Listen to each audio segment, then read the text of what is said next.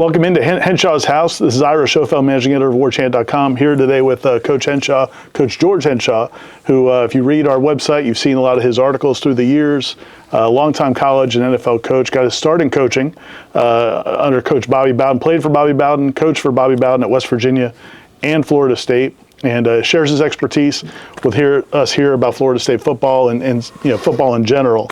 It's Miami week, Coach. It's a That's big week. different. The Miami week is totally different than all the other weeks except for the Florida game, and this is very, very special when you're playing Miami. And I know I got a double dose of it when I was here because I recruited in the Miami area. Right. That's where Coach Bowden had me recruit. So we were very fortunate to have some very loyal alumni down there that I stayed at their house and ate meals and everything. In fact, how things are so different now is that back then, the whole time I was here at Florida State, I never stayed in a hotel one time, ever. Okay, I stayed at alumni's house to save money. Right. And then you would just go eat your meals with the alumni or the prospects that you were recruiting.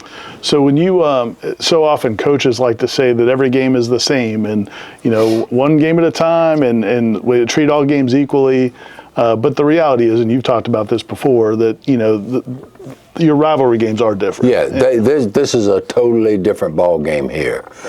This game has been a great game for many, many years. Unfortunately, the guys that are playing on the team, they know nothing about the great games that Florida State and Miami played for many, many years. Right. These kids weren't even born then.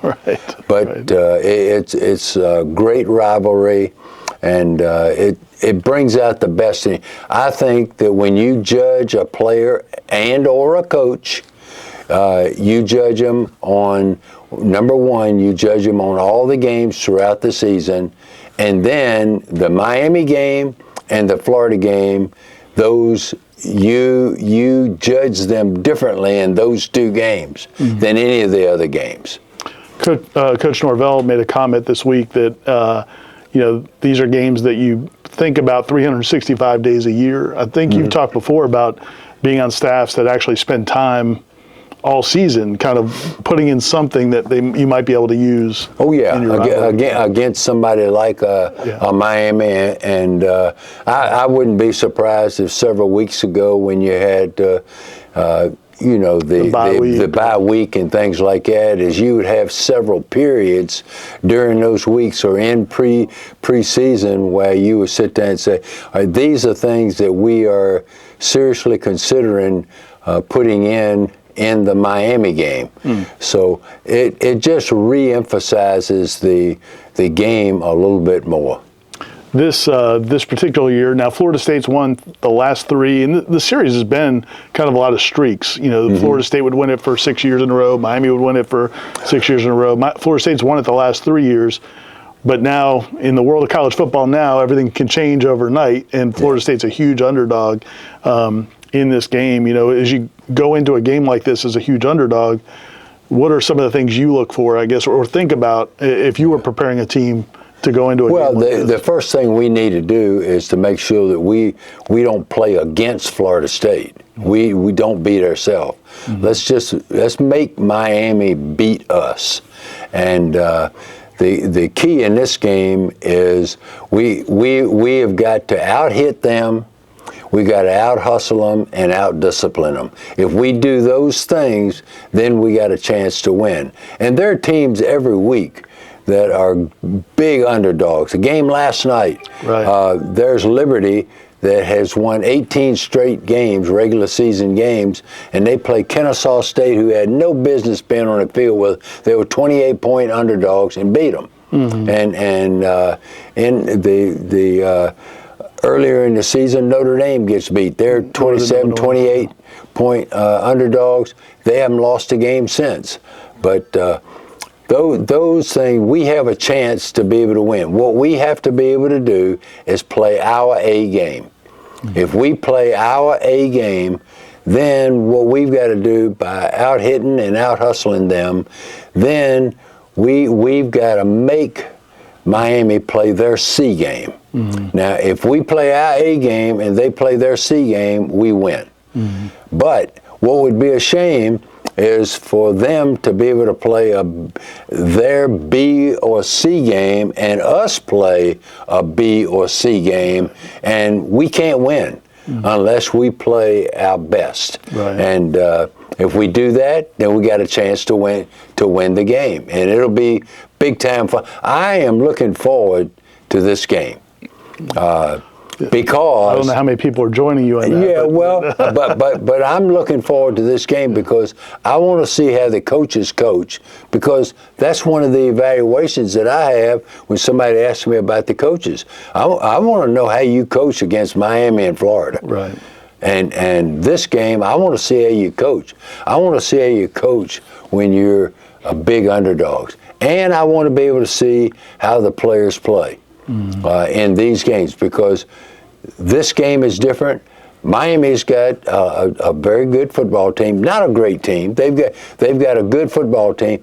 The ACC has given them 2 games. I mean, they really should have 2 losses at least. Right. Yeah. But the officials gave it to them. So it's not like that they can't get beat. So that's up to us to be able to play our game, and let's let the chips fall where they may. I want to mention real quick, I should mention at the top, we're at Garnet and Gold at the Village Commons location. They have several locations, 3 locations in Tallahassee. Do your locally owned Florida State apparel at Garnet and Gold. You can also go to garnetandgold.com, their website, to purchase stuff there as well. We appreciate them having us out here. One of the things about this season, though, for Florida State is it's just been, obviously it's been one disappointment after another. Yeah. I think a question a lot of the fans have is, how could, thinking back to how confident Mike Norvell was and the coaching staff was before the season, people wonder, like, how could you have been that confident? How could you have thought this team could be something much, closer to what last year was, and then have them play so poorly? How often does that happen to a coaching staff? Yeah, that happens. That happens, and what happened is 2 things. Number one, what we all as fans have to realize that Coach Norvell can't always say what he really believes. It's his job to be able to excite the fan base, to get people to come to the games, to be able to be positive, and he is tremendously positive, and I have a great respect for that. But what happens is you have to understand that when he's talking to his own players. His own players, his players have agents. They're listening to what he says. All right? He is talking to recruits and recruits agents. Right. Okay? He's talking to big boosters. And I would say probably last of all, he's talking to the regular fan, just like me, just a normal fan that's out there just rooting for the team, hoping for the best. So what happens is he's very optimistic, and sometimes he might believe certain other things, but he's not going to say it because of who he's addressing. The other thing is that when you go through the off-season program, you go through spring practice, and you go through fall practice, you're practicing against each other. Sometimes you think that both sides of the ball are so much better than really what they really are. Right. And what happens is that he felt, or at least he came across thinking that our defensive front was one that was one of the best in the country, and so it's like hardly anybody could block them. Well, our offensive line was doing pretty well in blocking them at times. So all of a sudden you think you have a really good offensive line and you got a great defensive line.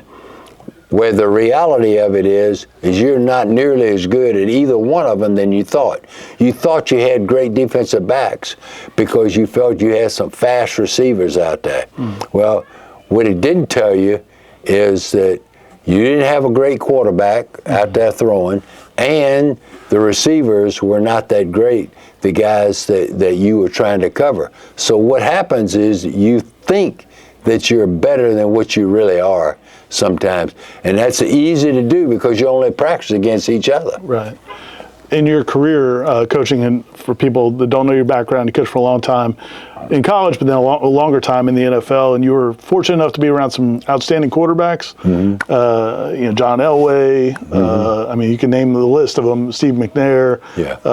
Well, it's a real simple thing. When you're around outstanding quarterbacks, then what happens is that the deficiencies on your team get masked. They get shoved under the carpet because you got a great quarterback or an outstanding quarterback. It happened here the last 2 years. Right. We had an outstanding college quarterback. So what happens is the deficiencies that you had in the program went under the rug. You didn't pay any attention to them. All of a sudden you don't. And it's simple. And people have asked me, how did you make it 21 years in the NFL? I say, well, John Elway, we had Sims at the Giants, and then we had McNair, and then we had Drew Brees with the Titans. I mean, with the Saints. Okay, you have those guys, things are great. When we didn't have those guys, we got fired. So it's not a real complicated, thing. And when I was here, we were lucky enough is that we had Wally, and we had Jimmy, and we had Stock. Well, all three of them are in the Hall of Fame. Right. Well, the bottom line is, if you want to be able to have an outstanding team, and here's Jordan Travis, he'll be in the Hall of Fame. Well, you want to have outstanding teams going forward, get you somebody that's going to be in the FSU Hall of Fame. That's all you got to do. It's simple. I mean, what I'm saying, and if you don't have that guy, you're going to struggle. Yeah, and I think you look at this particular game with Florida State Miami, these two teams went in opposite directions when Jordan Travis left Florida State and Cam Ward comes into Miami. Looking at this Miami team, as you said, that they've had three really close games, including actually all three of them, but at least the last two where two of them, they had calls that go their way to pull them out. Like going up against a great quarterback, does it always just come down to hitting him and affecting him? Is that always the key against a great quarterback? Yeah, no question about it, because there's not a quarterback out there, including, Mahomes, probably the best of all of Tom Brady or Mahomes right now, any of those guys. All right, if you hit them enough times, it affects them big time. And you want to be able to hit them enough times where, there's not an NCAA rule that says that Cam Ward has to play at the end of the game. If you hit him enough times, he'll go out, and you'll find out who the second team quarterback is. Right. When you look at a game like this, though, just in terms of when you're a heavy underdog, you touched on it a little bit earlier. Florida State. You said Florida State has to play their A game, and Miami has to play probably their B or C game. Florida State hasn't come close to their A game yet, though. Like, is that a possibility? Like, if you're a fan, I think it's a possibility, and the reason I say that, normally during a season, you'll be lucky if you play 2 A games. I'm saying I don't care what kind of team you have. What you want to be able to do is to be good enough that you can play your B or C game and still win. Right. But that's not the case with us. We got to play our A game. And what does that mean? That means no foolish penalties, anything like that. We have got to have no turnovers. And what we've got to do is we've got to force turnovers. How do you force turnovers? You go out there and you knock the ball out. You don't wait for the ball to come out. You knock it out. Okay, and so you out-hit them and you out-hustle them, and be disciplined where you don't have foolish penalties there in the game, and like we have done pretty much the whole year, is you have a great kicking game to go with it, and you can go out there and win the game, but you've got to force them to play their C game. You got to force some turnovers. Where, like last week, we have 4 turnovers, Duke has none. Or you take that same thing and do that again to Miami. We got a chance to win that game now. Right. We go and do that, or we go and block a punt, or something like those situations that came up. Have a big play in the kicking game. So all of those things are possibilities of ways to win. There's a lot of ways to win a game. Right. All we have to do is find one way to win the game, and then we'll be in good shape. So you're excited about this game. I don't know how many people in Tallahassee are excited about this game, but you're actually excited. Yeah, I am. I'm excited about the game. I want to see how we play. Yeah. See, the thing that we have certain guys out there on that team that do everything they possibly can preparation-wise, and they play hard, and they have played well. What happens is you don't see it because there's not enough of them. Right. It's a team game, and you don't have enough of the guys that are playing like that. But those are the guys I'm interested in watching, and I want to be able to see. A guy says that what he can do. All right, go out there and show it in the game there. And I'm talking about not just young guys, but older guys too. Hey, you want to play in the NFL?